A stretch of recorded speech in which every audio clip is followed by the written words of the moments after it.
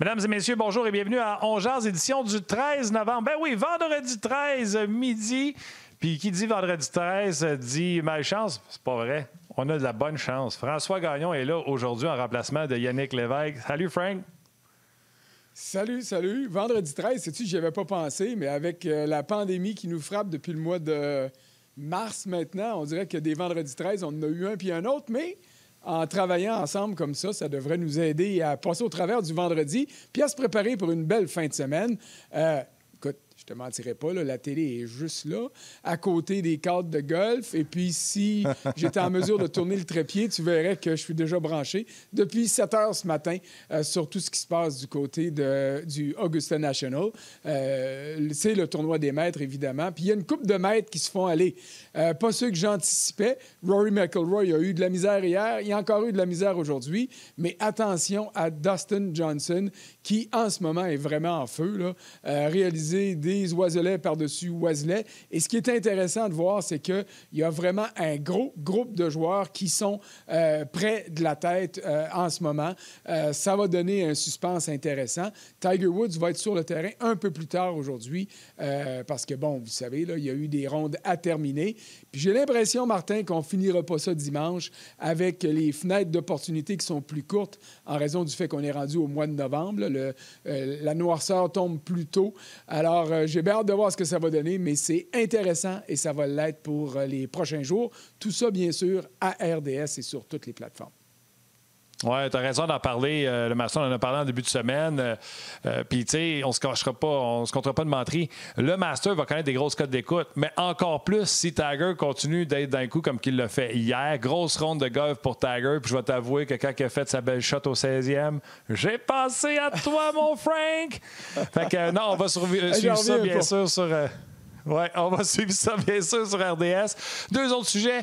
J'avais mon masque en début, hein, c'est la partie sociale qu'on fait. Moi, aujourd'hui, j'ai 4 enfants, hein, puis je n'ai un qui vient de se faire sortir de sa classe parce qu'il y a un cas dans sa classe, mais il porte le masque en tout temps, donc on devrait être safe avec ça. Fait que je dis souvent que vous soyez pour ou contre, on va respecter votre opinion, mais faites juste pour protéger les autres. Sam, mon petit bonhomme, lui, il l'a fait qu'il protège sa famille en étant safe comme ça. Fait que ça, c'est le deuxième sujet. Puis le troisième sujet, François, que je trouve qui est archi important dans une société qui est changeante puis que je souhaite qu'elle soit changeante. La première femme directeur, gérant, je vais même aller plus loin en disant tout sport confondu parce que j'en connais pas dans les sports majeurs autres que Kim Ng qui a été nommée directeur général des Marlins de la Floride. J'avais fait une émission sur elle à l'époque de CKC Sport. Elle était adjointe avec les Dodgers de Los Angeles. Joe Torre avait été celui qui avait parlé pour elle à l'époque. J'avais posé la question, comment réagiriez-vous si une femme était à la tête du Canadien de Montréal, puis ça avait connu un succès comme émission, mais ça vient jouer dans les coutumes, les vieilles mentalités, ça déplace de l'air. Bravo Derek Jeter, qui, encore une fois, montre qu'il est au-dessus de la mêlée. Oui, puis ça, c'est intéressant, puis ça va se développer au fur et à mesure. On en a déjà dans le basketball professionnel féminin. On a des femmes qui gravitent dans le baseball, dans le basketball masculin également. Camille Granato avec Toronto. le Kraken de Seattle. Et à Toronto, il va avoir de l'espace pour des femmes. Écoute, là, il y a des femmes au temple de la renommée du hockey.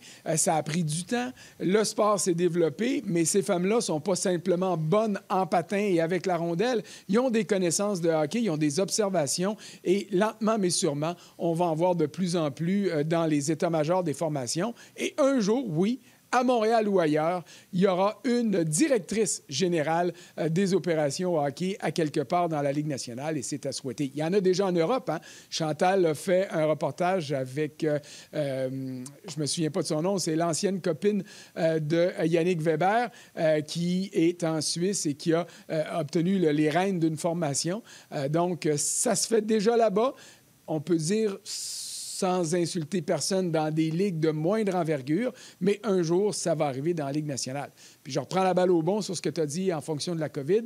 J'ai pas de masque à la maison, mais mon épouse et moi, on a des masques dans nos voitures, on a des masques dans les poches intérieures de tous nos manteaux pour pas arriver le bec à l'eau devant un magasin où on ne pourrait pas entrer. Donc, le port du masque, c'est nécessaire. Et je sais que tu insistes tous les jours sur le fait de respecter la bonne foi ou le droit de parole parole de ceux qui contestent la COVID. Ceux qui ont une je suis opinion pas aussi fin que contraire, toi. Frank. Oui, mais moi, je suis pas aussi gentil que toi par rapport à ça. Ceux qui disent que la COVID, c'est inventé, ceux qui disent que c'est exagéré, ceux qui sont conspirationnistes, je m'excuse, mais vous perdez toute crédibilité à mes yeux. Et contrairement à Martin, moi, je ne vous accorde pas le bénéfice du doute. Voilà, c'est réglé. C'est réglé.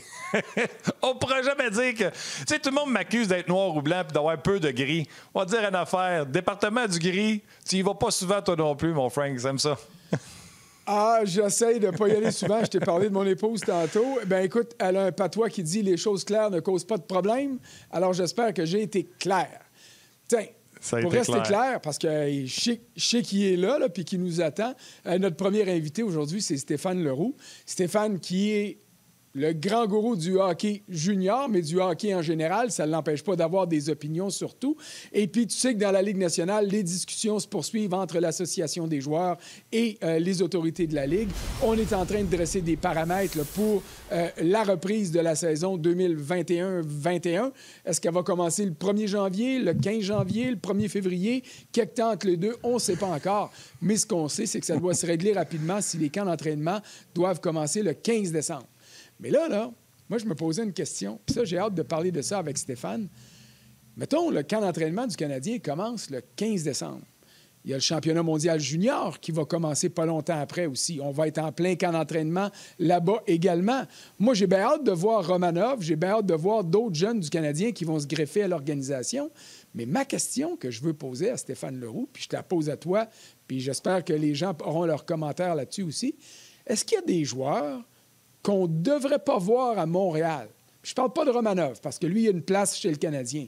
Mais au lieu de faire venir des gars à Montréal pour un camp d'entraînement du Canadien puis de les retourner dans leur équipe universitaire et ou junior après ça, pourquoi pas les laisser aller défendre les couleurs de leur pays? Je ne sais pas ce que tu en penses. Je te laisse finir ça puis nous présenter notre premier invité. Bon, il était là, Stéphane, il t'écoutait patiemment, puis sais-tu quoi, il est dans un 3e décor. Moi, ça fait une couple de shows que je fais avec.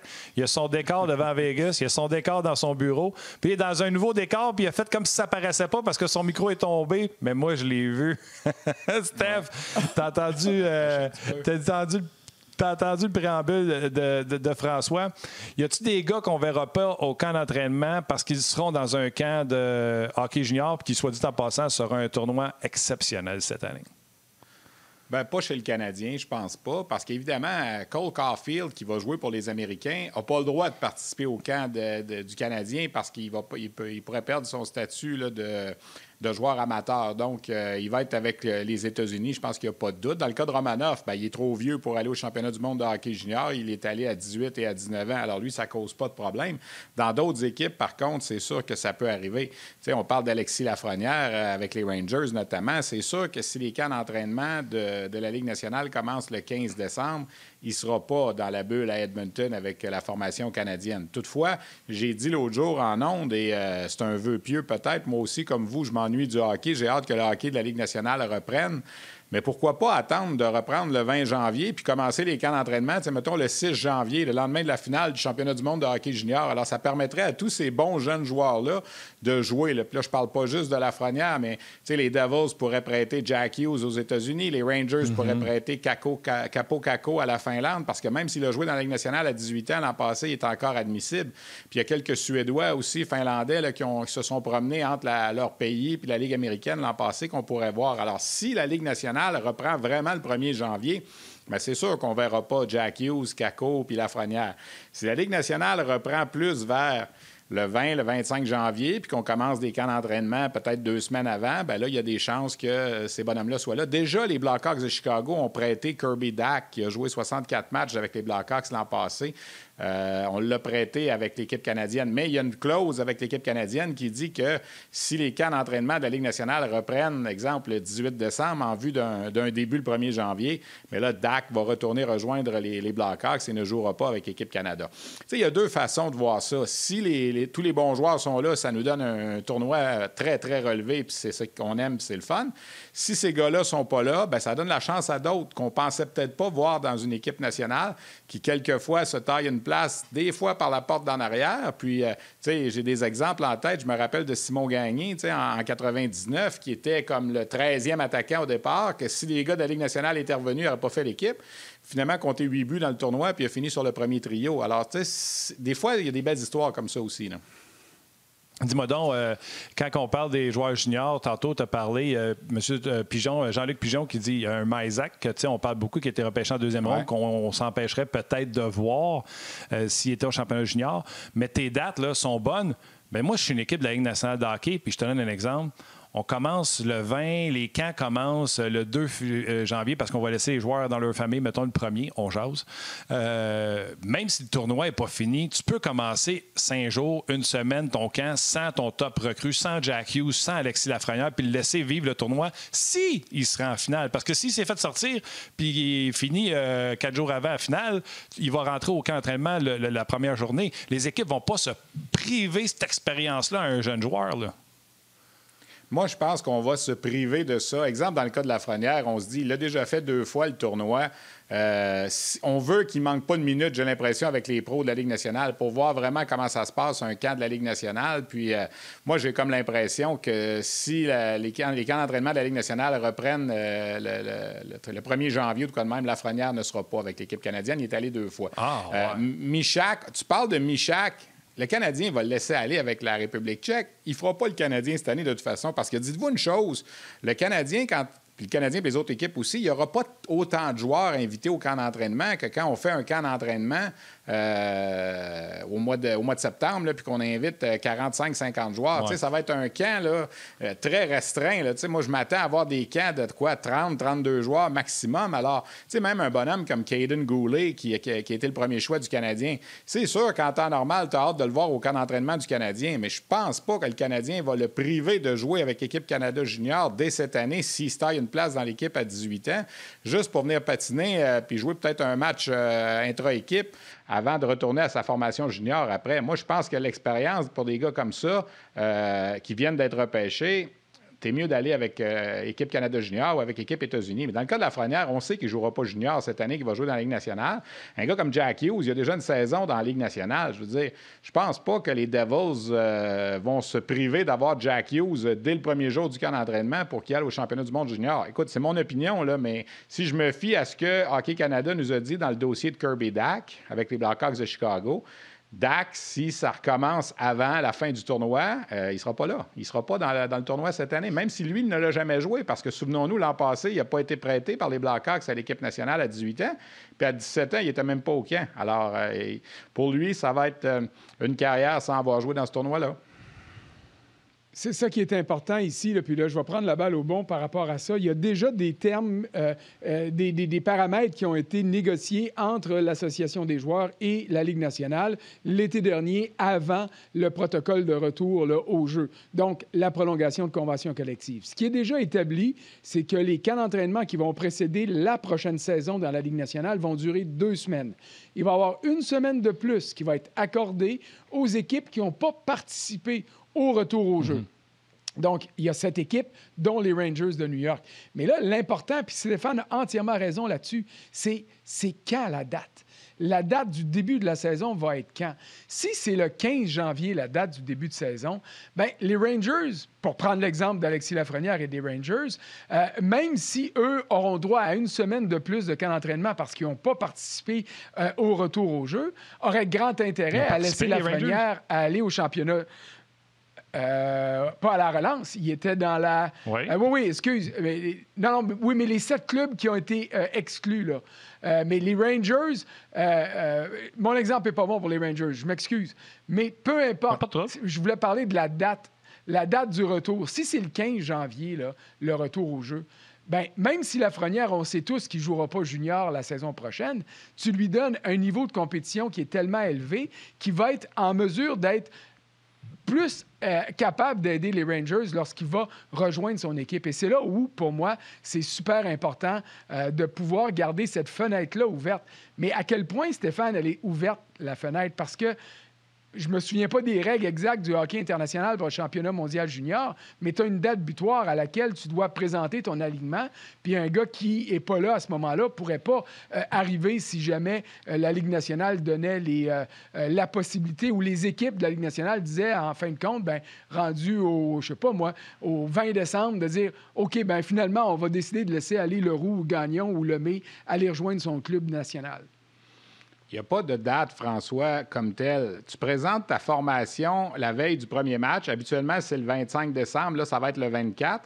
Sauf que tu as le droit de te laisser des espaces ouverts. La façon que ça fonctionne, c'est que, comme exemple, cette année, on va permettre 25 joueurs au lieu de 23 en raison de la bulle. Alors, il y aura 22 attaquants-défenseurs et 3 gardiens de but. Le Canada a droit de déposer sa formation le 24 décembre et de mettre, exemple, seulement 20 joueurs dessus et attendre de voir si, exemple, un blessé peut revenir au jeu ou un joueur qui pourrait être prêté plus tard peut revenir. Mais dans le cas du Canada, puis dans le cas de la bulle cette année, c'est ça qui est important, c'est qu'on veut rentrer dans la bulle le 14 décembre à Edmonton. Et là, il y aura 4 jours comme on dit, de confinement. On ne pratiquera pas. On va être enfermé dans les chambres d'hôtel. Alors, on veut que le 13 décembre, à l'issue du camp Red Deer, là, on ait l'identité des 25 joueurs. Le 13 décembre, on va savoir qui va jouer pour le Canada ou pas. Et fort probablement que le 13 décembre, la Ligue nationale va avoir fait connaître ses dates de retour. Alors, on va savoir si, exemple, Kirby Dach peut entrer dans la bulle avec les autres joueurs ou si on doit le retourner aux Blackhawks de Chicago. Cette date-là va être une date très importante pour la formation des équipes nationales cette année. Peut-être qu'on va en faire rentrer plus dans la bulle un petit peu, puis on pourra en sortir. T'sais, on pourra se dire, ben, on n'est pas certain d'un joueur ou deux, on va s'en garder 27 jusqu'au 21, 22, 23 décembre, puis après ça, on en retournera 2, on en sortira 2 de la bulle. Mais je pense que ça va être difficile d'en rentrer dans la bulle après le 14 décembre. Ah oui, il va attendre 2 semaines, puis le tournoi va être fini. Mais moi, je veux juste... C'est une opinion bien personnelle. Steph, tu connais les technicalités puis les équipes, comment ils pensent. Mais mon opinion personnelle, Jack Hughes, qui n'a rien cassé l'an passé, aurait tout à gagner d'aller jouer avec des joueurs de son âge, dominer... Martin. Pour ne pas vous dire autre chose, genre torcher, puis arriver en confiance avec son club, puis finalement donner ce que les Devils ont de besoin, même s'il manque 4 jours de camp d'entraînement. Mais Martin, ils ne l'ont pas prêté l'an passé. Pourquoi ils le prêteraient cette année? Parce que ça n'a pas marché. Puis parce que c'est pas le même directeur gérant. Ouais, peut-être, mais écoute, je te dis pas que ça peut pas arriver, là, mais le gars n'a pas été prêté à 18 ans, là, tu l'envoies à 19 ans. Puis là-dedans, là, aussi, là, une des choses que les équipes de la Ligue nationale sont toujours réticentes. C'est sûr que cette année, c'est pas le cas là, en ce moment parce qu'il n'y a pas de saison. Mais on a souvent parlé d'un jeune qui commence dans la Ligue nationale à 18 ans ou à 19 ans. Est-ce qu'on va le prêter à l'équipe junior? Puis des fois, les formations sont réticentes. Pourquoi? Parce que quand le joueur sort de l'alignement puis il s'en va avec son équipe nationale pendant 3 semaines, 1 mois, là, je dis pas qu'on l'oublie, là, mais il perd un peu ses repères, puis tout ça. Puis pendant ce temps-là, on a rappelé un gars de la Ligue américaine, puis on se rend compte que ce gars-là de la Ligue américaine, finalement, il fait la job qu'on pensait pas qu'il ferait. Puis le joueur junior qui a pris peut-être 1 mois et demi, 2 mois en début de saison à bâtir sa place, à bâtir une certaine confiance, doit souvent tout recommencer à zéro. Je me souviens de Curtis Lazar dans le temps, c'est un exemple qui me vient en tête. On l'avait prêté du côté des Sénateurs, il était venu au camp participer à l'expérience, puis quand il était retourné, ça avait été difficile. Il y en a même que des fois, on les prête à l'équipe nationale, puis après ça, on les ramène pas, on les retourne dans le junior. Souvenons-nous d'Anthony Duclair dans le temps. Alors, l'équipe de la Ligue nationale, là, oui, elle aime bien sa formation canadienne junior ou sa formation américaine, selon Canadien ou Américain, mais elle pense d'abord à son équipe à elle.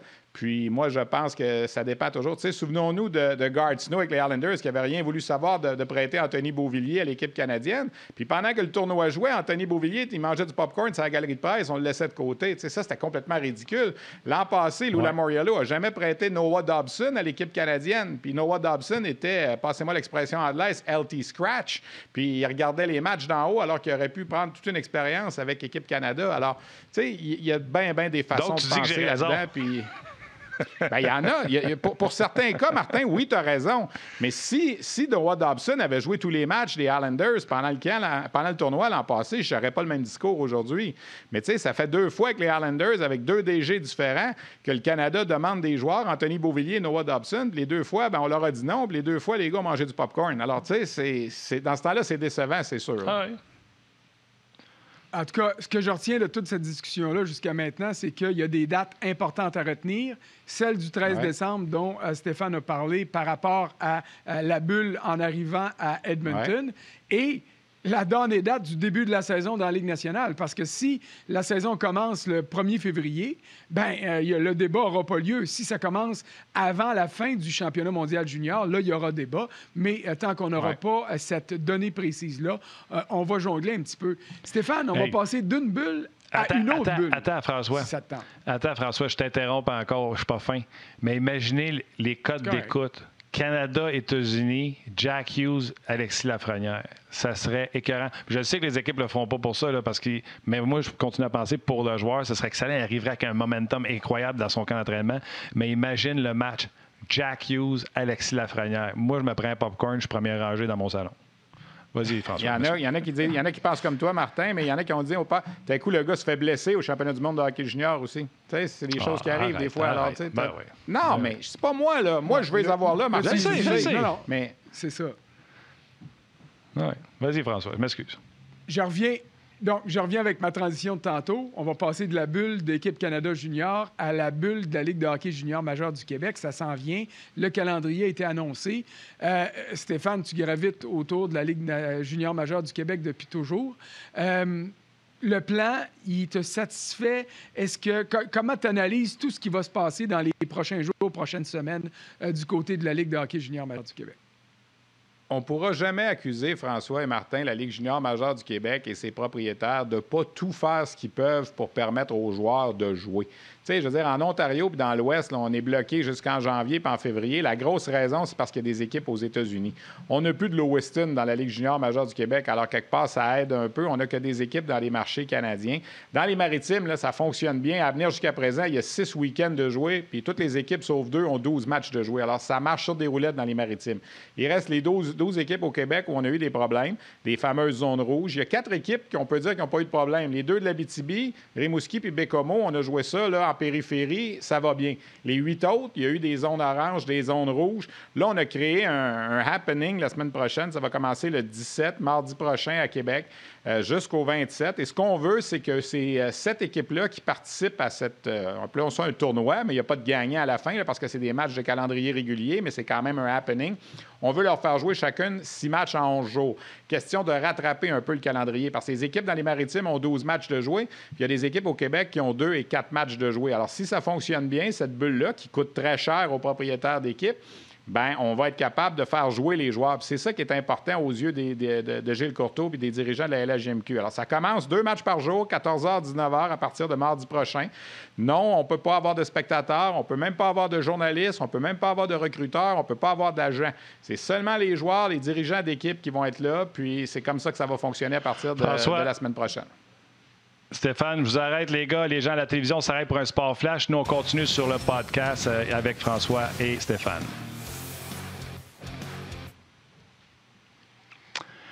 Des grosses salutations, entre autres à Daniel Roy qui dit que c'est sa première fois qu'il est sur le show On Jase. Salutations, bienvenue avec les jaseux. J'ai pas eu le temps de faire la recherche, Stéphane. Il y a Benji qui me demande, il dit « Ça serait vraiment triste qu'une équipe permette à un joueur d'aller au tournoi, mais pas à un autre. Exemple, Capo, Caco et Lafrenière. » C'est quelque chose de possible. Si on juge que Lafrenière, il a déjà gagné 2 fois ce tournoi-là, puis que il n'a pas gagné 2 fois, il a été joueur par excellence l'an passé, puis ça fait 2 fois qu'il le fait. Si on juge que pour lui, c'est important qu'il soit avec l'équipe, on le fait. Puis oui, c'est possible, effectivement.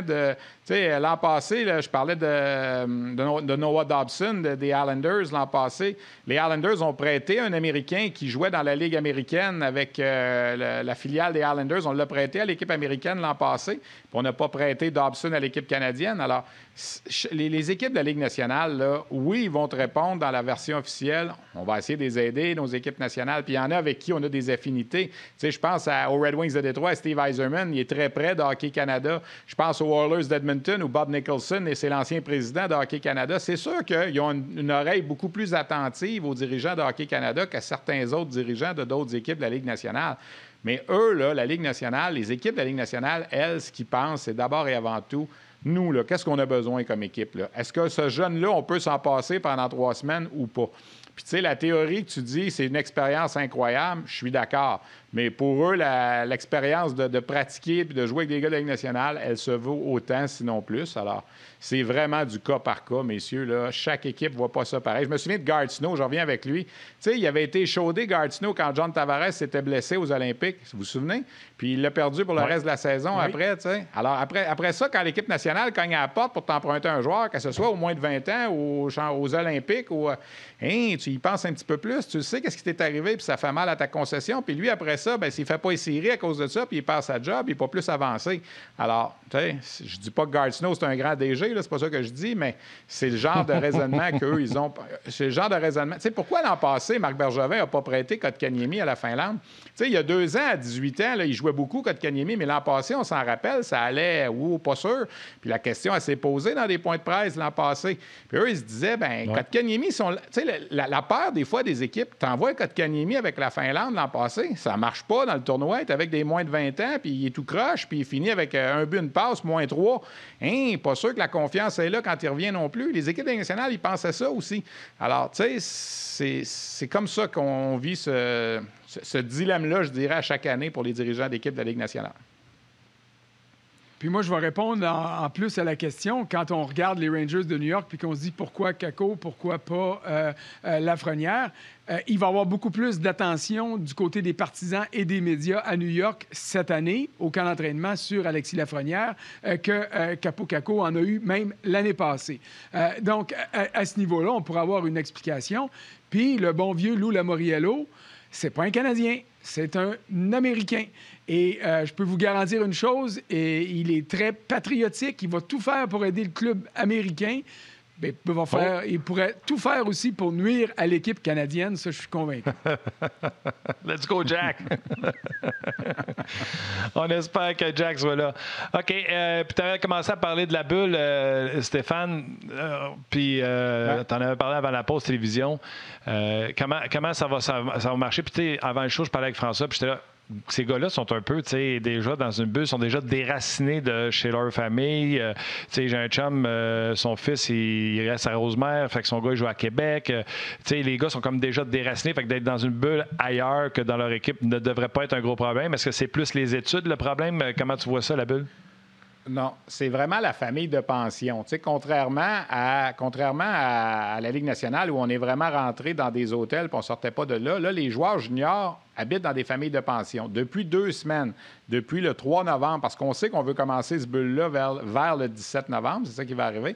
On leur demande depuis 2 semaines d'être encore plus vigilants dans les familles de pension, d'éviter de voir des amis de la famille de pension, d'essayer même d'utiliser une salle de bain différente. C'est plein de petits trucs qu'on a donnés qui viennent de la santé publique, j'imagine, pour éviter le plus possible d'avoir de contamination. Tous les joueurs qui vont entrer dans la bulle et les dirigeants qui les accompagnent, 34 par équipe, les joueurs et les dirigeants, vont tous subir des tests demain, 3 jours avant de rentrer mardi dans la bulle, lundi et mardi. Alors, on subit des tests et on va subir des tests à tous les 3 jours pendant qu'on est dans la bulle. Et les 4 endroits où les équipes vont avoir le droit d'aller, ça va être l'hôtel, l'autobus pour aller à l'aréna, le pavillon de jeunesse pour les entraînements, puis le centre Vidéotron pour les matchs. Et ils ne seront pas en contact avec personne. On ne veut même pas que les joueurs se fréquentent de chambre en chambre dans les hôtels. Chacun va rester 2 par chambre et tout ça. J'ai lu un paquet de directives justement ce matin. Ça coûte beaucoup d'argent. J'ai essayé de savoir avec les équipes. On est un peu réticents à donner des chiffres, là, mais un calcul rapide, là, c'est facile de penser que chaque formation, là, ça leur coûte 50-60 000 cette aventure-là là, pour jouer 6 matchs au centre Vidéotron en confinement, en payant les hôtels, les repas à tous les jours. Là. C'est facile de penser ça. Fait que tu multiplies ça par 7, on parle d'une affaire de 400-450 000. Tu sais, la Ligue met des efforts pour qu'on joue. Puis je sais qu'il y a des gens sur les médias sociaux qui disent « Mais pourquoi ils font ça? Là? Pourquoi ils font pas comme l'Ontario puis l'Ouest puis qu'ils n'attendent pas en janvier que ça aille mieux? » Bien, premièrement, la Ligue est proactive. Soulignons ça.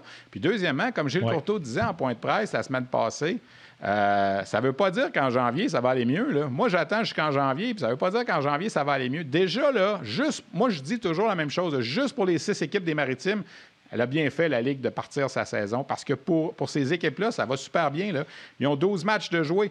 Dans 2 semaines, quand les équipes qui participent à la bulle vont sortir, ils vont avoir 16 matchs de jouer sur 60. C'est quand même pas rien. Là. On va avoir réussi à jouer presque le tiers d'une saison. Ces gars-là, là, en ce moment, se font voir via le web.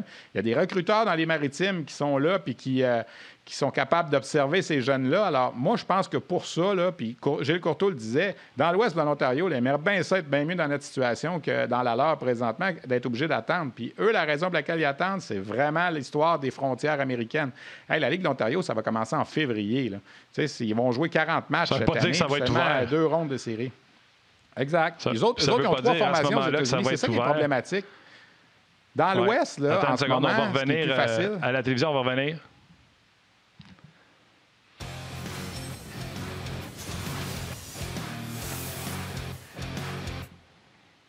Bon, les gens à la télé se joignent à nous parce que là, le feu était pogné. J'avais de la misère à arrêter Steph, j'avais de la misère à arrêter François. On a commencé à continuer à jaser sur la bulle. Alors, t'étais incontrôlable, François Gagnon.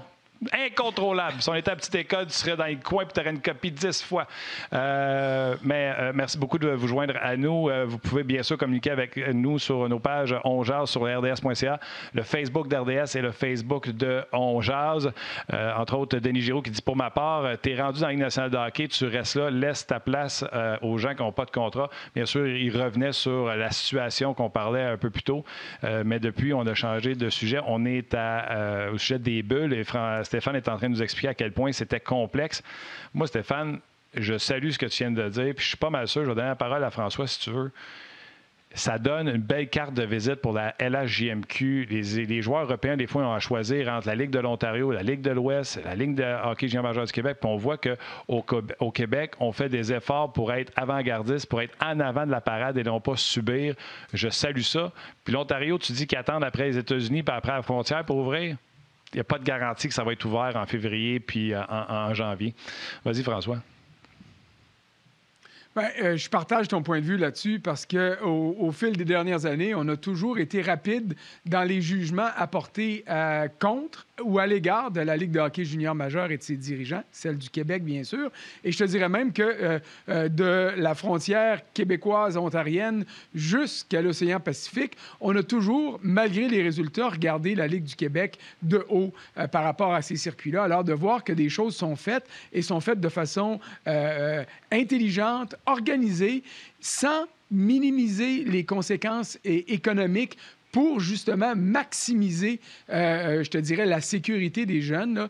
Là. Je trouve ça très louable et Stéphane a entièrement raison de le souligner parce que quand on doit critiquer la Ligue de hockey junior majeur du Québec et son commissaire, son président, on le fait souvent, mais inversement, quand il y a des choses qui sont faites et bien faites et faites rondement, bien, il faut le souligner aussi. Et là-dessus, bien, on ne pourra jamais leur reprocher d'avoir pris de bonnes décisions.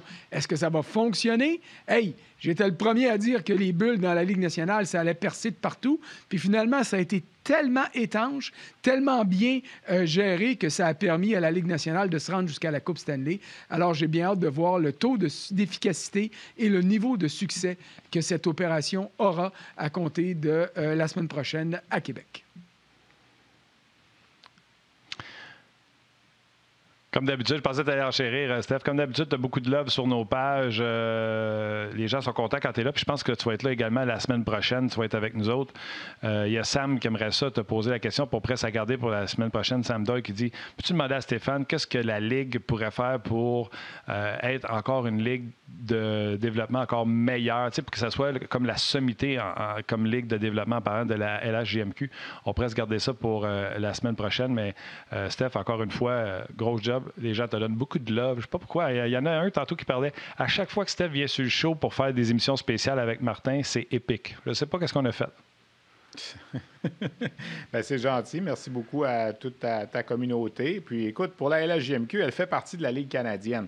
Alors, c'est certain que la Ligue junior majeure du Québec peut essayer de faire des choses comme elle fait en ce moment par elle-même, mais souvent, c'est une globalité avec l'Ontario et l'Ouest. On fait partie d'une grosse affaire qui a 60 équipes d'un océan à l'autre, qui a des équipes aux États-Unis. Alors, des fois, il faut suivre un petit peu ce que les autres font, mais la Ligue canadienne de hockey, c'est la Ligue numéro 1 qui fournit le plus de joueurs joueurs à la Ligue nationale, là, année après année. Oui, il y a plus de joueurs européens qui viennent maintenant. Oui, il y a plus de joueurs du programme américain qu'il y en avait il y a 25-30 ans, c'est sûr. Mais la Ligue canadienne de hockey, dont fait partie la LHJMQ, demeure la référence là, pour la formation des équipes nationales, que ce soit les moins de 20 ans, les moins de 18 ans, que ce soit au niveau même, quand tu regardes les équipes olympiques, puis tout ça, la plupart des joueurs ont passé par la Ligue canadienne de hockey. Alors, tu sais, on peut toujours faire mieux. On s'améliore, je pense, depuis 30 ans au niveau des études, au niveau de la drogue, puis tout ça. Puis ça s'en va dans la bonne direction, mais il y a toujours des améliorations à faire. Puis là, on vit quelque chose qu'on n'a jamais vécu dans le hockey junior, là, une pandémie. Puis on essaie de trouver... Moi, en tout cas, je salue là, les dirigeants, Gilles Courteau, Martin Lavallée, son adjoint, tous les dirigeants de la Ligue, de trouver des façons de faire. Tu sais, les équipes juniors, là, ça ne roule pas tout sur l'or. Les gens ont tendance à penser des fois que les remparts de Québec, c'est la norme partout. Les remparts font de l'argent, les Knights de London font de l'argent, les gros marchés, mais pour chaque rempart de Québec, là, il y a des Titans de Caddy Batters puis des Foreurs de Val-d'Or qui ne roulent pas sur l'or, là, exclassé le jeu de mots peut-être, Val-d'Or et or, là, mais tu sais, quand tu as 14 puis 1300 personnes dans ton aréna, là, c'est pas toujours évident. Alors, pensez à ces marchés-là aussi là, qui doivent débourser. Tu sais, c'est facile de dire, hey, les Mooseheads, ils attirent 10 000 personnes, ils font de l'argent, Bobby Smith à Halifax, mais c'est pas comme ça partout. C'est pas la norme. La norme, tu fais pas d'argent au hockey junior. Tu essaies juste de break even, comme on dit en anglais. Là. Bien, Steph, encore une fois, un gros merci de ton passage avec nous autres, d'être venu. La semaine prochaine, tu peux enlever ton veston. On jase, demeure on jase, Steph. Puis, tu peux reprendre ton décor de bureau aussi. Puis... Il n'y a pas de problème. T'aimes pas mon cadre en arrière, quoi? C'est pas. Moi, je suis un conservateur. J'aime ça quand tu restes dans tes vieilles affaires. À Las Vegas, t'aimes ça? Ouais, okay, je te promets que la semaine prochaine, je vais être à Las Vegas. All right. T'embrasses. Attention à toi. Merci d'être venu. Merci. Salut. Ciao. C'était l'excellent Stéphane Leroux, puis je vous le dis, c'est l'unanimité quand il passe sur le show. Les gens adorent Steph. Il y a un petit côté en plus, comment je te dirais, François, il y a un petit côté encyclopédie. Tu y sors un nom, puis il part pendant 10 minutes sur le gars. C'est exactement ça. Écoute, ça fait pas mal longtemps que je connais Stéphane Leroux. Je l'ai côtoyé pour les premières fois alors que je couvrais les activités des Olympiques de Hull. Et j'insiste sur le fait que c'était les Olympiques de Hull à ce moment-là. C'était pendant un lockout de la Ligue nationale en 1994. Et à ce jour, Stéphane Leroux n'a jamais changé. Ces choses sont claires, sont précises. Tu l'as dit au niveau encyclopédique, ces dates, il est toujours... C'est une source d'informations intarissable. Il a une mémoire phénoménale et il est toujours en mesure de te mettre les choses précisément et clairement et de manière à éviter là, toute spéculation. Puis tu sais, moi, des fois, là, avec les cheveux gris, bien, la mémoire a baissé. Des fois, je fais des mauvaises associations. Tu sais, des fois, je me trompe entre le 13e trou puis le 16e trou à Augusta, puis j'ai la fin. Je le savais. Inside joke réglé. Mais pour expliquer en partie les loves dont tu parlais à l'endroit de Stéphane Leroux, ça, c'est une des nombreuses explications. Puis, il connaît sa game vraiment profondément. Je vais te le dire, moi, ce que t'aimes. Puis je pense que des bébites comme toi puis moi, c'est ce qu'on aime des gens. Il est travaillant. Un mot, travaillant. Quelqu'un qui est travaillant, on veut travailler avec ça, on veut s'associer avec ça. All right, on va aller rejoindre immédiatement. C'était François. On va aller rejoindre Guy Boucher qui est au bout également du fil avec un autre travaillant. Ouais, pas pire. Pas pire. Tu te considères-tu travaillant, toi, Guy? Là, c'est sûr que c'est pas le même type de travail. Hein? Je sais pas, si tu parles de quand je coach, tu me parles maintenant, c'est pas la même chose du tout. Là, mais oui, je te dirais que c'est peut-être ma qualité première parce que il faut que ça compense pour les 50 autres défauts. Fait qu'il faut que je travaille à joie le vert. Mais parlons-en. Puis, tu sais, je t'en parlais tantôt, là. Tu sais, Claude Julien nous a dit il n'y a pas longtemps, on regarde des vidéos, on travaille fort, tout ça. Puis là, on n'a toujours pas de date. Peut-être ça va être au mois de janvier. Fait que théoriquement, il reste au moins encore un mois à se demander quand est-ce qu'on va revenir. Si t'es coach dans la Ligue nationale de hockey, puis surtout Claude Julien qui avait la même équipe ou avec quelques ajustements cette année, à un moment donné, il va-tu dire à ses adjoints, hey, les gars, on ferme les ordinateurs 3 semaines, on prend un break pour qu'on se reverra dans 3 semaines. Là. Ça donne rien de se brûler devant la bite. Là. Non, ça, c'est l'été. Dans un contexte normal, tu vas avoir ça parce que, tu veux que tout le monde prennent une pause mentale, émotionnelle et tout ça. Tu veux que ton staff revienne revigoré et tout ça. Puis tu veux aussi que ce que tu fais habituellement comme entraîneur-chef, tu donnes des devoirs à tes assistants entraîneurs. Moi, chaque été, quand c'est fini, c'est OK, on regarde les 5 meilleures équipes de la Ligue nationale dans toutes les phases de jeu. Alors moi, je participe à ça. Je me tiens à, mettons, je suis 4-5 sortes de phases de jeu, puis un autre assistant, c'est d'autres choses, puis ainsi de suite. Alors on compare pendant tout l'été pour évaluer. Puis après ça, moi, j'aime ça avoir tout mon staff là, qui est prêt à revenir mentalement avec l'enthousiasme, parce que c'est le premier ingrédient pour du succès, c'est de l'enthousiasme. Et puis après ça, je me mets à regarder là, le travail de tout le monde, puis voir qu'est-ce qu'on peut changer, améliorer avec qu'est-ce que moi j'ai vu dans l'été, avec toute mon évaluation. Parce que, tu sais, quand tu fais une évaluation en fin d'année, là, c'est souvent très émotionnel, c'est souvent très négatif. Tu sais, tes exit meetings, puis tout ça, tu as l'impression, même que tu as une grosse saison, tu as l'impression d'avoir rien fait de bon.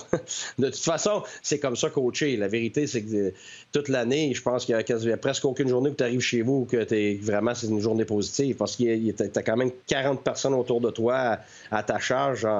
Et puis, il y a toujours quelque chose qui ne fonctionne pas. Tu gagnes un match 4-1, puis finalement, tu as 2 gars de blessés, tu as une chicane entre 2 gars, il y a un gars de malade, tu as une déception d'un échange. Tu sais, c'est tellement dynamique, il y a tellement de choses qui arrivent qu'il faut que tu t'habitues justement à être capable de passer à d'autres choses parce que c'est très rarement très positif. Même quand on gagne un match, parce que toujours quelque chose. La vérité, c'est que c'est une des caractéristiques des. Oui, dans le fond, c'est une de tes caractéristiques majeures. Tu dois être capable de prendre ce qui est négatif et puis de passer à d'autres choses ou de transformer ça en quelque chose de positif pour justement avancer. Tu sais, quand tu perds 3 matchs en ligne, tu as beau mettre ça comme tu veux puis regarder tout le positif. T'as tout le monde sur le dos, là. Fait que, tu sais, tu dors pas parce qu'il faut que tu trouves des solutions. Et puis, les solutions, la vérité, tu les trouves souvent la nuit. Pourquoi? Parce que tu regardes ta cédule.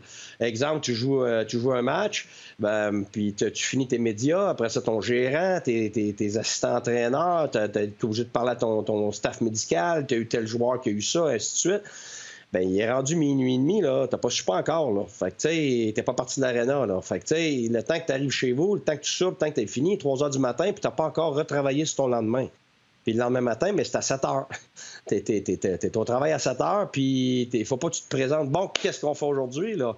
Toi, t'es en charge de déjà avoir une direction puis un plan pour la journée pour tout le monde. Fait que ça veut dire que à 7h15 puis 7h30, t'as ton déjeuner, puis après ça, quand le monde arrive à 7h30, 8 moins quart, t'as mangé 3-4 bouchées, puis t'es déjà en train de commencer à étaler ton plan avec ton staff, Alors, tu sais, oui, c'est un feu roulant. Je pense que j'ai amené des amis pour voir que ça a été intéressant pour eux, là, parce qu'ils voulaient juste voir c'était comment une journée Parce qu'il y a 2 types de journées. Tu as une journée, il y en a 3 finalement sur la route. Tu as une journée que tu voyages, puis tu as une journée où tu n'as pas de match, puis tu as une journée où tu as des matchs. C'est 3 types de journées différentes. Moi, c'est plate.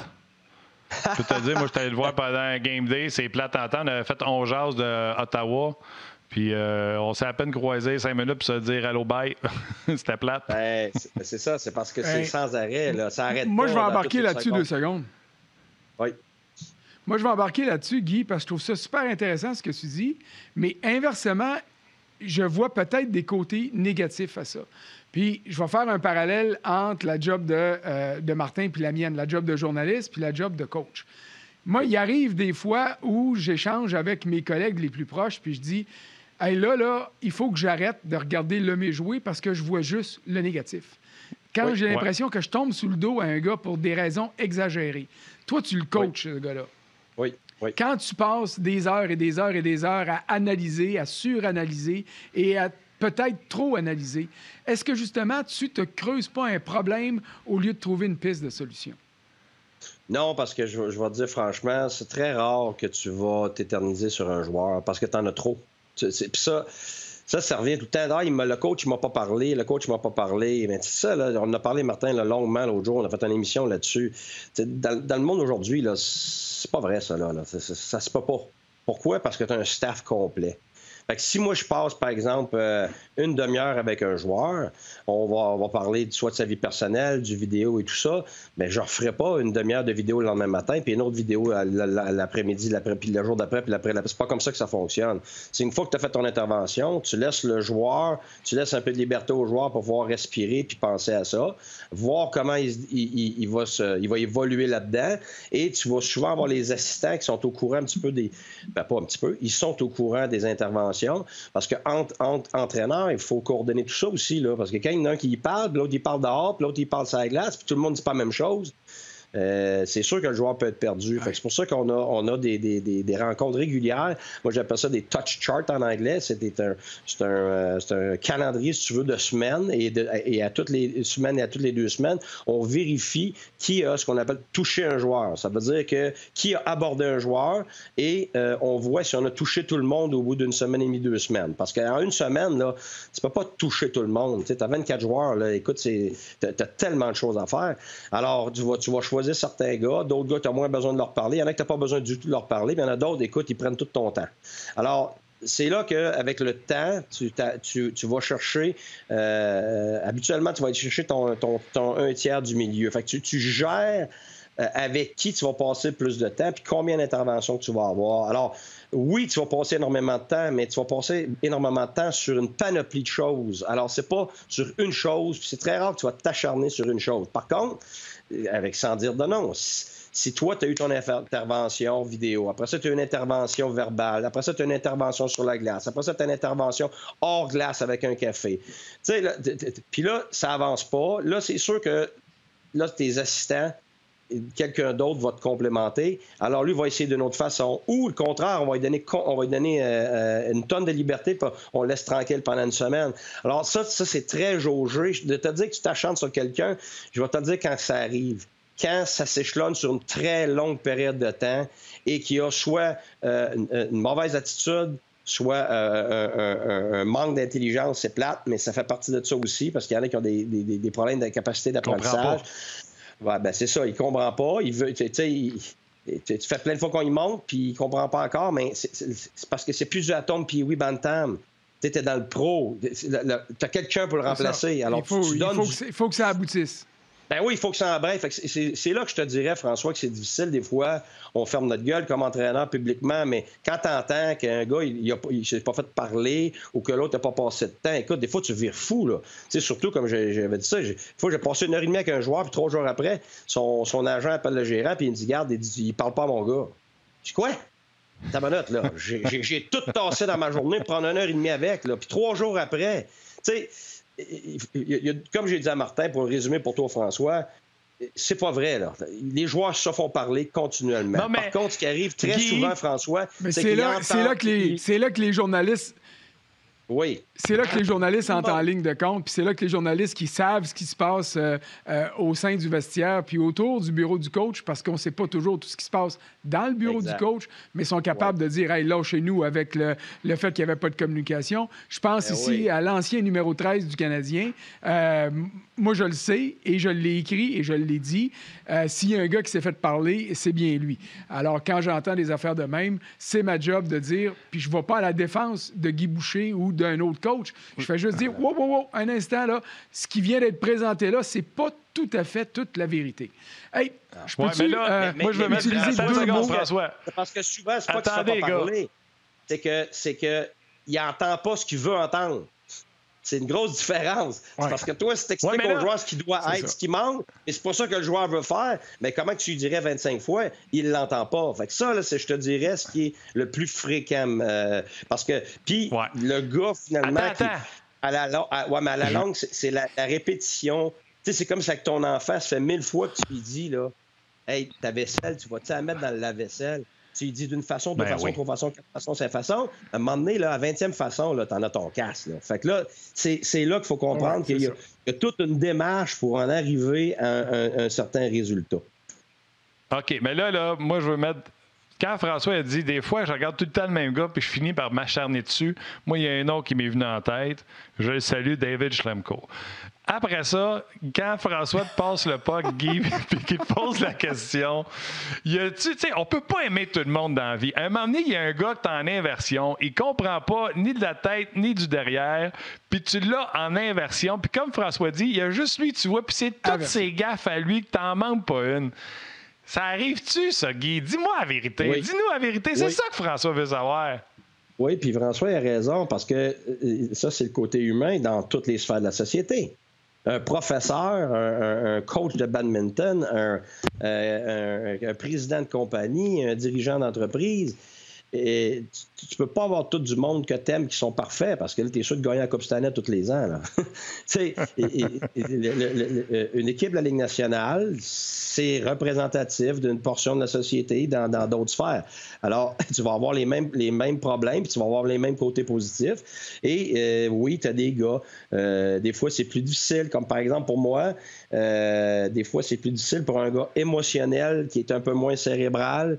Et je connecte moins avec ces individus-là. Alors, est-ce que je suis capable de les diriger? Absolument. Est-ce que je suis capable d'avancer avec eux? Oui. Mais si tu me demandes si c'est ce type d'individu-là avec qui j'avance le plus puis le plus rapidement, non. Donc, c'est là, par exemple, que des gars comme Martin Raymond, avec qui je m'entourais, c'était phénoménal avec des individus comme ça, avec plus de patience. Alors, c'est là que ça revient à ce que j'ai dit tantôt. Tu vas finalement répertorier ton groupe en certains types d'individus. Tu en as qui sont plus visuels, il y en a qui sont plus auditifs, il y en a qui sont émotionnels, rationnels, il y en a qui fonctionnent juste avec les images. Écoute, il y a une panoplie de types d'individus. Il faut que tu saches qui tes joueurs sont. Puis à partir de ce moment-là, c'est quoi les forces de tes entraîneurs adjoints et tes forces à toi, et puis d'essayer de maximiser ça avec tes atouts. Alors, ce qui fait que oui, tu peux passer, souvent tu vas te passer à la rondelle, tu vas te passer le joueur, c'est clair, c'est comme ça que ça fonctionne. Et il y a des moments donnés aussi, l'entraîneur, lui, il y a comme une personnalité là, à nourrir, si tu veux, dans le sens que si l'équipe, en ce moment, a besoin de se faire fouetter, mais toi, tu peux pas être tout doux avec 2-3 de tes joueurs. Là, tu vas enlever l'effet collectif que tu vas avoir à ce moment-là. À d'autres moments donnés, c'est l'inverse. C'est une période extrêmement difficile. C'est quand les gens pensent que tu vis des moments très difficiles où ce que l'équipe est atterrée, que c'est là qu'il faut que tu sois à ton plus tough. Mais c'est pas comme ça que ça fonctionne, c'est le contraire. Dans la vie, quand tu es atterré, c'est là que tu as le plus de besoin de support. Ben oui, c'est ça. Alors, tu es plus faible, tu es moins apte à être capable d'accepter soit la critique ou soit ce que tu as à faire pour t'améliorer. Quand ça va extrêmement bien, comment il s'appelle, d'autres entraîneurs nationaux, mais Scotty Bowman, entre autres, me disait, il dit, tu sais, mes joueurs me détestaient le plus quand ça allait très bien, puis Steve Osman me l'a confirmé. Pourquoi? Parce que ces joueurs se demandaient, comme moi aussi je fais d'ailleurs, je vais être franc, quand ça va très bien, c'est là que j'essaie de pousser le plus possible pour monter de standard. C'est là que les standards augmentent. C'est quand ton équipe va bien, quand ton groupe va bien, quand un joueur va bien, c'est à lui que je lui en demande le plus. Alors, tu sais, c'est même à la maison, c'est pareil que mes 3 enfants.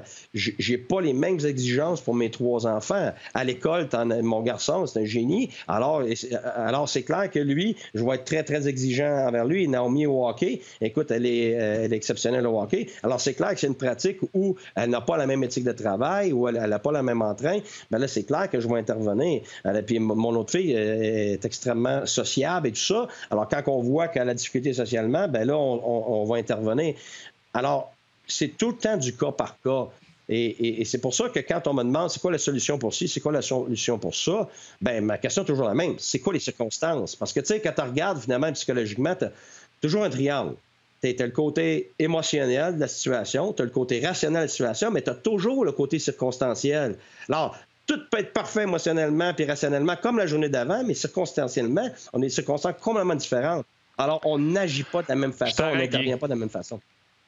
Guy, il faut que je t'arrête. Les gens à la télévision, ça s'arrête. Vous pouvez venir nous voir sur le web et on poursuit, bien sûr, avec Guy Boucher.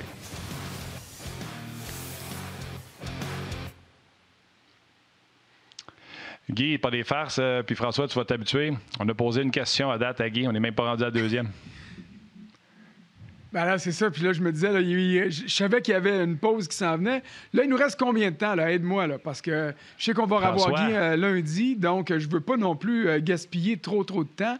Mais on pourrait commencer un sujet qui, pour François, moi, est c'est comme un appétit. Tu ne brûleras rien. Tu peux toutes les utiliser. Lundi, on va en avoir d'autres. Ouais. Tu y vas, tu te gâtes, il n'y a pas de limite de temps.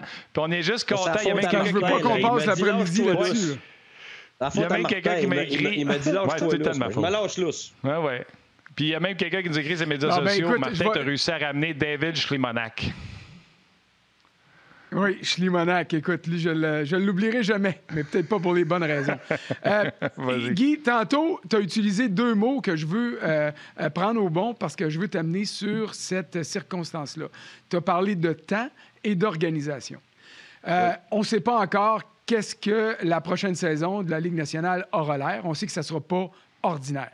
Est-ce que ça va être 48 matchs? Est-ce que ça va être 60? J'ai aucune idée. J'ai l'impression que ça va être quelque part entre les deux. Dans une saison de 82 parties, je suis convaincu que ton calendrier est tout prêt puis tu te donnes des périodes d'adaptation, d'ajustement. Mais une saison de 48 matchs, là, tu ne peux pas prendre 15-20 parties pour asseoir ton autorité, faire comprendre ton système. Après 2 matchs, c'est quasiment le mode panique quand il y en a juste 48. Comment, si tu avais la job là, à quelque part, là, tu sais que je vais avoir entre 48 et 60 matchs, comment tu réorganises tes paramètres de travail pour t'assurer de maximiser ou d'éviter les dérapages en début de saison? Bien, écoute, la vérité, François, c'est que, tu sais, comme je le dis souvent, que tu veux que ta fleur grandisse plus vite, même si tu veux tirer dessus et l'arracher, elle grandira pas plus vite. Tu vas être obligé d'arroser ça avec une certaine cadence puis avec de la certaine patience. Alors que ce soit une situation de 48 matchs ou 60 matchs, je suis d'accord avec toi, l'urgence commence immédiatement. Mais dans même une saison de 82 matchs, tu as toujours l'impression que l'urgence commence de toute façon. Parce que ça prend le temps que ça prend pour mettre une équipe sur pied. Alors, dans une saison régulière de 82 matchs où tu as un été normal, où tu as un camp d'entraînement normal, on parle d'un camp d'entraînement d'1 mois. Puis après ce camp d'entraînement-là, je te dirais, ça prend un bon mois et demi. Alors, tu commences vraiment à avoir ton équipe le 1er décembre. Qu'est-ce que je veux dire par ton équipe? C'est que là, tu commences à atteindre une certaine constance. Tu n'es pas encore constant, mais une certaine constance dans certaines phases de jeu. Le synchronisme commence vraiment à se déployer. Tu as une cohésion, tu sais, que tu revois sur une base régulière, mais tu es loin d'être l'équipe que tu vas être en fin janvier puis au mois de février, c'est clair. Par contre, tu as au moins des bribes de quelque chose de collectif là, que tu reconnais. C'est pour ça que c'est difficile au début de l'année de scouter les autres équipes parce qu'il y a tellement de choses qui se passent qui font pas partie des systèmes parce que finalement, il y a beaucoup d'oublis, c'est pas encore internalisé. Alors, je te dirais, François, c'est que chaque année, ça va te prendre 1 mois de camp d'entraînement, 1 mois et demi de saison pour vraiment dire, OK, là, ça commence à être notre équipe. Ça, c'est dans des conditions normales. Alors, si on parle des conditions anormales où tu as plusieurs nouveaux joueurs, où tu as un long été, où le contrat, tu as quelque chose de très court comme peut-être maintenant, mais on dit maintenant, mais regarde, la circonstance est différente pour une équipe qui n'a pas fait des séries. Ça veut dire qu'eux autres, depuis le mois de mars dernier, ils ne sont pas embarqués sur la glace encore. Tu peux imaginer la différence avec, par exemple, Tampa Bay qui vient tout juste de finir. Alors, puis qu'il a acquis une certaine cohésion de groupe. En ayant plusieurs nouveaux joueurs, comme par exemple avec le Canadien, tu peux t'attendre à ce que ça prenne un certain temps, mais on peut être chanceux. La chimie peut se faire rapidement, mais c'est rare que ça se fait rapidement. Alors, ça prend le temps que ça prend, puis la raison est très simple. C'est que tu as pas juste tes systèmes à mettre en place, tu as ta forme physique, tu as ton synchronisme et tout ça, mais la chose la plus importante dans un sport d'équipe, c'est la chimie. Et puis ça, tu ne peux pas la dicter. Ça, là, c'est la plus grosse erreur des entraîneurs, la plus grosse erreur des médias, la plus grosse erreur des partisans, c'est d'avoir des noms, de mettre ça sur un tableau, puis de penser que ça devrait être ça parce qu'ils ont ce nom-là, ce statut-là ou cet argent-là, ou parce qu'ils sont gauchers, droitiers, centre, ailier, tout ça. Ce n'est pas comme ça que ça fonctionne. Et puis, comme entraîneur, on s'amuse, comme tout le monde, à se faire des petits papiers avec des lignes, puis des avantages numériques, des ci, puis des ça.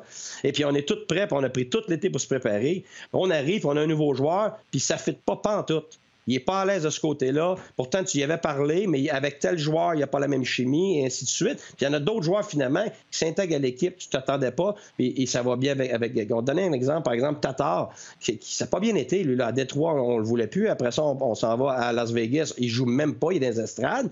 Comment ça se fait qu'il se retrouve sur la première ligne avec le Canadien? Est-ce que c'est un joueur qui a complètement changé? Absolument pas. Ce qui est arrivé, c'est qu'il y a eu de la chimie immédiate avec Gallagher puis avec Dano. Alors ça, tu ne peux pas le prévoir. Tu veux le prévoir parce que tu sauves tellement de temps. Fait que ça veut dire que ça prend le temps que ça prend parce que tu dois développer toutes tes phases de jeu, François. Puis les phases de jeu, là, tu ne peux pas te dire « elle n'est pas grave, elle n'est pas grave ». Ton avantage numérique, tu as tes sorties de zone avantage numérique, tu as tes regroups en avantage numérique, tu as tes entrées de zone. Après ça, tout ce que tu as à l'intérieur de ton avantage numérique, juste apprendre à te sortir de la pression. Après ça, tu as toutes tes mises au jeu en avantage numérique. Après ça, tu as 2 types d'avantages numériques différents. Tu as ton adaptation avec deux one-timers, un one-timer, un gars qui roule. Écoute, ça ne finit plus. Puis ça, c'est juste l'avantage numérique. Après ça, tu as le désavantage numérique. Tu as tout ça. Tu as ta zone neutre, ta zone offensive, ta zone défensive. Contre une équipe que c'est des one-timers, l'autre que ça n'est pas. Écoute, ça ne finit plus. C'est pour ça que Martin m'avait demandé la question tantôt. En préparation, tu peux pas t'en aller 3 semaines en vacances. Ça ne finit pas. C'est pour ça qu'il y a de plus en plus de personnel, parce que tu as toute l'information, puis tu ne veux pas être en retard sur l'autre que lui met les heures. Alors, ce que je te dirais, François, c'est que c'est pas parce que la saison est plus courte que tu es capable d'accélérer le processus d'apprentissage. Ça serait comme dire à l'école, OK, il faut vous passer vos examens au milieu de la session, mais vous avez la même matière à faire. Allez-y. Tu peux pas aller plus vite. Là. Le petit gars, là, il va apprendre le plus vite qu'il peut, avec tout l'entrain qu'il peut avoir, mais ça prend le temps que ça prend, et ça prend de la répétition. Alors, ce que je te dirais, tu peux simplifier certaines choses, tu peux attendre avant de mettre l'emphase sur certaines choses parce que tu penses que tu as des atouts à certains endroits, tu veux commencer ton année avec tes forces. Alors moi, tu me demandes, moi personnellement, ça serait OK, on rétrécit à nos forces pour commencer, mais éventuellement, on va être obligé de passer à travers tout. Là. On n'a pas le choix. Alors, c'est très long. Puis ça, regarde, tu joues pareil. Tu as des matchs pareils, tu peux avoir du succès pareil, mais de te dire que les choses sont vraiment en place, puis tu as ta cohésion que tu veux, ça prend le temps que ça prend. Tout ça avec 2 semaines de calendrier, parce que c'est déjà ça qui est prêt. Oui, absolument. Puis, honnêtement, comme entraîneur, moi, je te dirais, parce que j'ai vécu, j'ai eu toutes les ligues, puis j'ai fait 9 fois Équipe Canada, puis j'ai eu des fois, on a eu 1 mois avec Équipe Canada, puis à un moment donné, on a eu 4 jours, la Spengler Cup. Mais en 4 jours, on avait ciblé des choses précises pour bien commencer. Mais si on avait eu à continuer, parce que c'est un tournoi de courte durée, mais si on avait eu à continuer, là, et qu'on aurait eu des choses à voir, on était capable de s'en sortir puis de gagner à court terme. Mais comme tu dis, à un moment donné, ça va être 48 matchs ou 60 matchs. Donc, tu n'auras pas le choix. Alors, la clé, c'est vraiment de te concentrer sur tes forces et d'essayer de cibler ta chimie le plus tôt possible et de faire tout en ton possible pour que, pas juste sur la glace, mais hors glace, tu crées cette chimie-là. Il y en a qui attendent que la chimie se crée. Moi, je suis pas capable de faire ça. Je suis pas de même dans la vie. Quand je veux quelque chose, je cours après, puis je commence tout de suite. Fait que, tu sais, alors, je comprends ton urgence des 2 semaines et tu vois, ils vont être pris entre le tempo, la forme physique, le synchronisme et le côté collectif qui est le système. Alors, tu as l'individu à préparer et tu as le côté collectif. Alors, ta tactique individuelle puis ta tactique collective, c'est clair que tu ne pourras pas atteindre ce que tu veux atteindre comme ça en 2 semaines, jamais de la vie. Mais il y a des équipes qui vont gagner, vont bien faire. C'est une équipe comme Tampa, même s'ils sont tout croches, sont tellement talentueux, qu'ils vont gagner un paquet de matchs à mal jouer. Mais ça ne veut pas dire que c'est parce qu'ils ont mieux pratiqué. Ça ne veut pas dire que c'est parce que les systèmes sont plus clairs. C'est pas ça. C'est qu'évidemment, ta quantité de talent, ta chimie déjà établie va certainement primer sur certaines autres équipes qui ont plein de nouveaux joueurs, qui n'ont pas encore de chimie, qui n'ont pas encore même figuré. Ben ouais, nouveau coach, c'est la même chose, un nouvel entraîneur. Fait que tu sais, plus tu as de choses qui sont soit anormales ou imprévues ou nouvelles, ben c'est sûr que tu as fort probablement une plus grande période d'adaptation. Ça ne veut pas dire que tu ne gagnes pas. Par exemple, le Canadien, même si le Canadien prend un certain temps avant de s'adapter à ses nouveaux joueurs, à comprendre où tout le monde a son rôle, puis où on peut maximiser les forces de tout le monde, ben, tu as Carey Price en arrière qui peut gagner des matchs, peut te sauver des matchs en attendant que cette chimie-là se mette en branle. D'autres équipes, c'est le contraire. D'autres équipes, ils peuvent avoir une super chimie, puis ils viennent de changer de gardien de but, puis ils n'arrêtent rien. Alors tu te dis, ben coudonc, les autres ne sont pas bien préparés. Mais non, peut-être qu'ils sont mieux préparés que l'autre équipe, peut-être qu'ils ont une meilleure chimie que l'autre équipe, mais pas de gardien.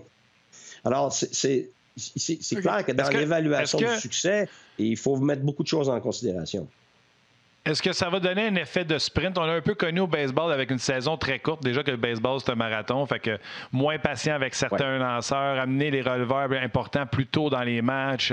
Il y avait un effet 100%. d'urgence. Je veux dire, tu prends le mot urgence. S'il joue 48 ou 60 matchs, est-ce qu'il y aura un plus grand sentiment d'urgence au hockey? Puis comment ça va se traduire sur la glace? Tu vas couper ton banc?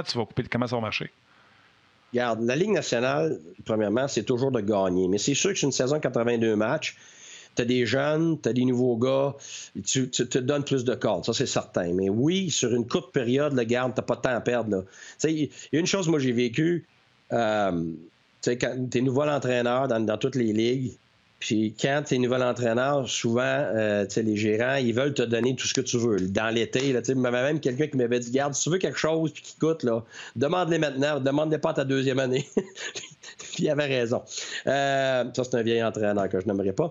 Mais aussi, on veut te donner la chance de mettre en place, avec ton équipe, ce que tu veux mettre en place pour que tu aies du succès. Ils viennent de t'engager. Donc, il veut bien paraître, le gérant, puis il va avoir du succès. Puis souvent, quand tu es engagé, c'est parce que l'équipe n'a pas eu de succès auparavant. Alors, on va laisser cette liberté-là. Puis la liberté des entraîneurs est toujours d'avoir son équipe rétrécie au plus petit nombre possible, le plus rapidement possible. Alors, ça va à l'encontre de quoi? Ça va à l'encontre des médias, des partisans et des recruteurs de l'équipe qui veulent voir les jeunes, qui veulent voir les nouveaux, qui veulent voir où est-ce qu'on s'en va avec l'organisation dans 2-3 ans, parce que c'est vrai que c'est excitant. Et moi, comme partisan, je suis le premier, même avant que ça commence, j'ai hâte de le voir, le jeune. Mais c'est parce qu'à un moment donné, là, t'as juste 5 matchs ou 6 matchs, puis là, tu as 48 joueurs à mettre dans l'alignement en 6 matchs. Ça veut dire que tu vas avoir joué peut-être 2 matchs avec la moitié de ton équipe. C'est tout. Puis là, tu commences l'année comme ça. Puis ton dernier match avant la saison, là, gars, je vais te le dire tout de suite, là, tu peux jamais compter ça. Parce que les joueurs ne touchent pas personne, ils veulent juste pas se blesser. Fait que ton dernier match qui est supposé être ta belle préparation avant que ça commence, là, tu peux oublier ça. Ça, c'est la vérité. Regarde, vu que je coach pas, je peux le dire. Et si je coachais, je pourrais jamais dire ça parce que tu veux du monde dans les gradins.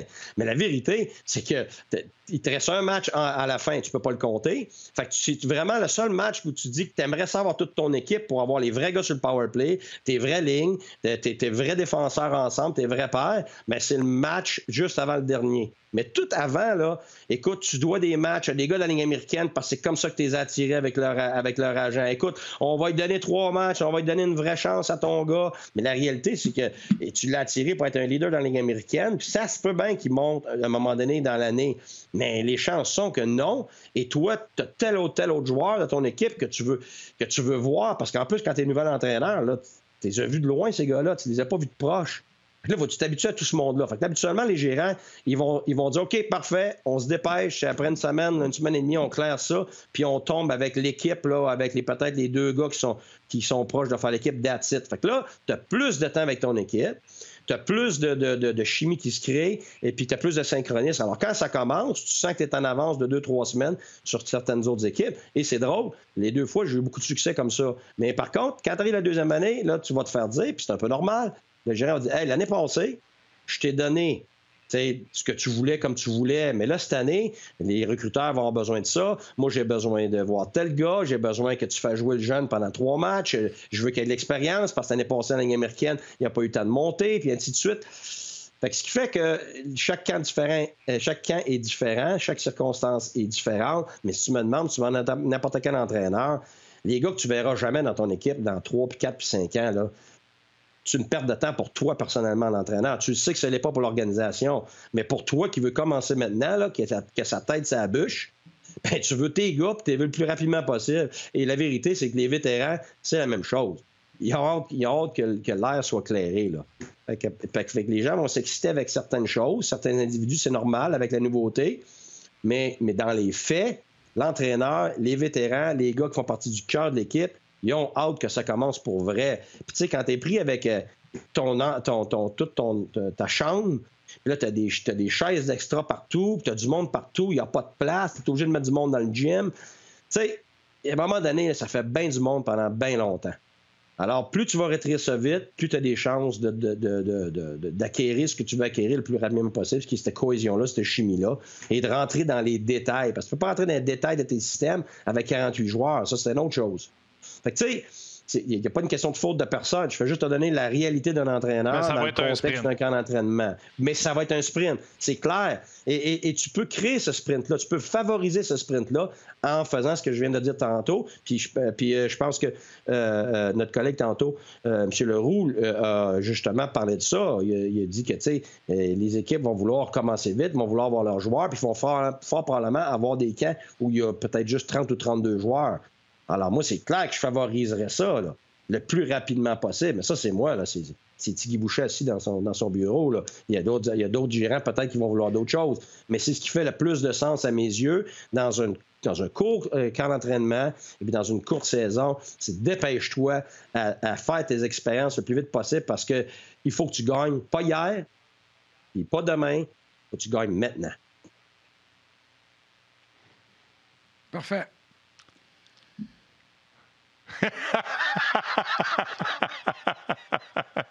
Il a dit parfait. T'as répondu, François? Ouais, c'était-tu l'angle que tu voulais? Oui, ça répond, mais c'est parce que moi, je m'excuse, mais... Non, c'est parce que mon cellulaire est sur le bord de mourir, fait que je vous dis bonjour avant que je puisse pas vous le dire.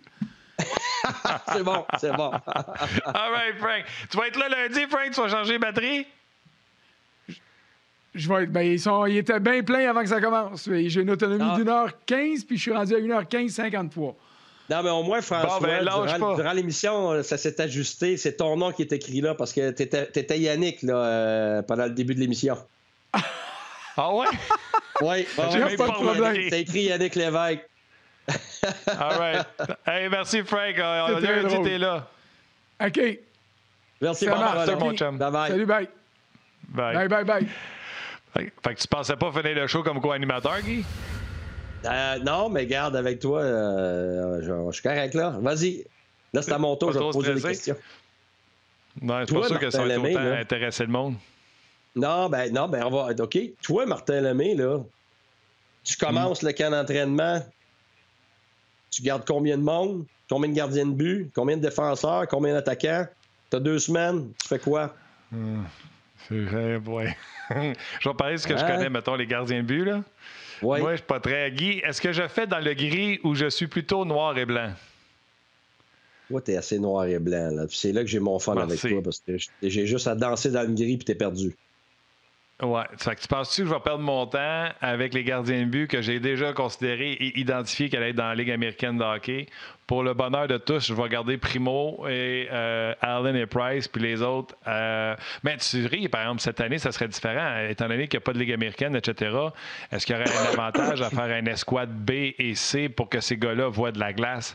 Ça, c'est un autre département. Mais en temps normal, puis, mettons, on serait sur un sprint, je clairerais l'air assez rapidement pour travailler avec mes gardiens. Mais ça ne veut pas dire que sur une autre glace, je ne travaillerais pas avec les jeunes pour voir qu'est-ce qu'ils ont dans le ventre. Puis, moi, je pense que c'est important que tu saches chez qui ton futur, dans n'importe quel domaine. C'est comme à la radio, je disais souvent, les équipes de radio d'été, il faut qu'elles soient assez bonnes pour remplacer les équipes de radio en plein. Sinon, ton équipe à temps plein n'est pas assez bonne, tu comprends? Fait que, moi, j'ai cette mentalité-là. Je n'ai jamais eu peur de travailler avec des gens qui sont plus forts que moi parce qu'il faut que je m'améliore.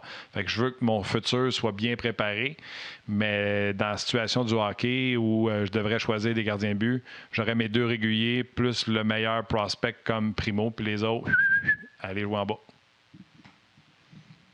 Ouais, fait que c'est sûr que comme entraîneur, ça c'est intéressant. Par contre, non, c'est pas ça. C'est que non, je suis d'accord avec toi. C'est juste que c'est là que toutes les contraintes de l'ensemble de ton organisation rentrent en ligne de compte. C'est pour ça que souvent, on va dire pourquoi vous avez gardé tel gars, toi comme entraîneur? Écoute, il y a eu ça, il a fait ça dans l'Union américaine, il a fait ci, il a fait ça. Mais la réalité, c'est pas l'entraîneur du tout là, qui veut le garder. Mais sauf qu'il peut pas mettre son gérant ou son organisation en dessous du boss. Là. Toi, tu fais partie d'un tout. Tu fais partie de l'organisation, tu fais partie de maintenant puis de ce qui va arriver plus tard. Et même si tu seras pas là plus tard, ta job, c'est de faire tout ce qu'il faut pour faire avancer l'organisation. Alors, quand ton gérant t'a dit, garde, moi, j'ai besoin de ça, il faut faire ça. Des fois, tu as des discussions, puis il va dire, OK, finalement, c'est correct, on n'est pas obligé.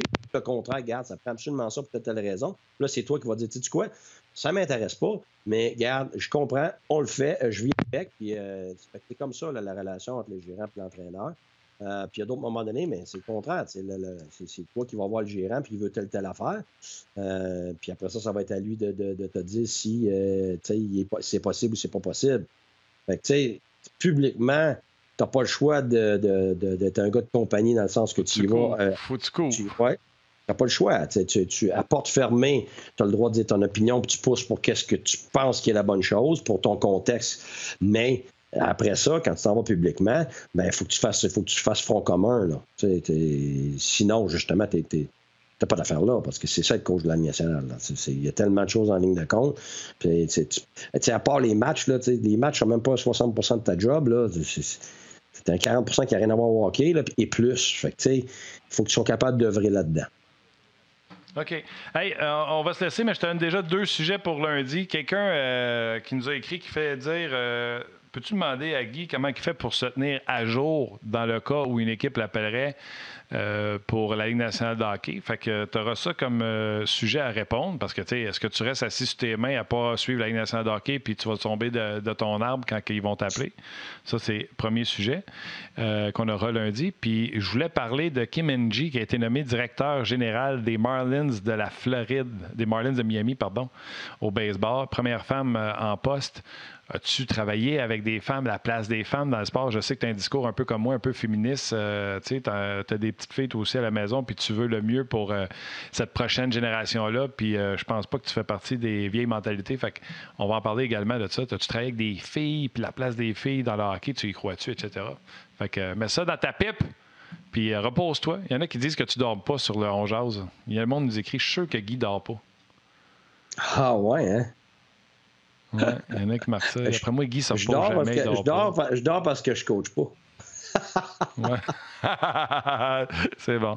All right, mon chum. Fait que lundi, c'est toi qui es là, je me trompe-tu? Oui, je pense que tu te trompes. Je suis là. Okay. Mercredi, vendredi, toi? Je pense que c'est ça, oui. Bon, c'est ça. Pas grave, on va garder pareil pour tous les sujets. All right, Guy, gros merci d'avoir été là. C'est bon. Merci, Martin. Bonne journée à tout le monde. Ben, toi aussi, bye.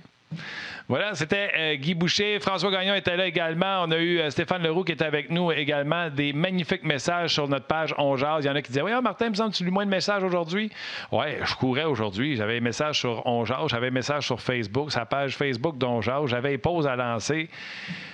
Fait que, puis j'avais François à diriger un peu, un tantinet. Fait que oui, j'en ai un peu dans le toupette, mais sachez quelque chose. Vous pouvez écrire ce que vous voulez, mais c'est sûr que je le lis parce que le show part de vous autres. Fait qu'un gros merci d'avoir été là. Merci à tout le monde du côté technique. Joël qui a fait une job à 40. Valérie avec son équipe également a été superbe. Parlant des femmes, voyez-vous, on est entouré de femmes et des meilleures, nous autres aussi. Merci à vous autres d'avoir été là. Profitez du week-end qui est devant vous. Restez en sécurité, puis on se rejase lundi. Bye bye tout le monde.